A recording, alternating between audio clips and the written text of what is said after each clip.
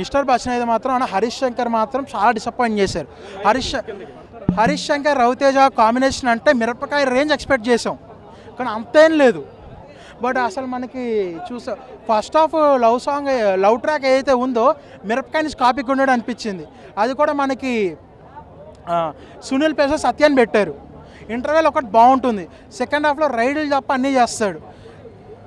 ఒకటే ఇంట్లో జరిగే రైడ్ ఇంట్రెస్టింగ్గా ఇంటెన్సివ్గా ఆడియన్స్ని ఎంగేజ్ జరగాల్సిన రైడ్లో కమర్షియల్ ఎలిమెంట్స్ని అన్వాంటెడ్ సాంగ్స్ని పెట్టడం వల్ల మిస్టర్ బచ్చన్ డిసప్పాయింటెడ్ అయ్యింది.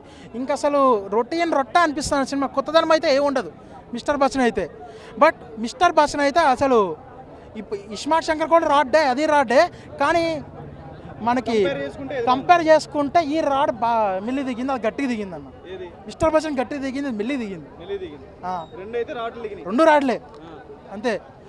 మనకి అంటే ఇస్మార్ట్ శంకర్ ఏంటంటే కొద్దిగా ఆలిగారు ఉండడం వల్ల, కొద్దిగా కామెడీ ఏదో కొద్దిగా జనరేట్ అవ్వడం వల్ల మనకి ఆ బొక్కగారి క్యారెక్టర్ హైలైట్ అయిన ఇస్మార్ట్ శంకర్లో అయితే మాత్రం సినిమా అంత ఒక ఎత్తు అయితే బొక్కగారి క్యారెక్టర్ ఒక ఎత్తు.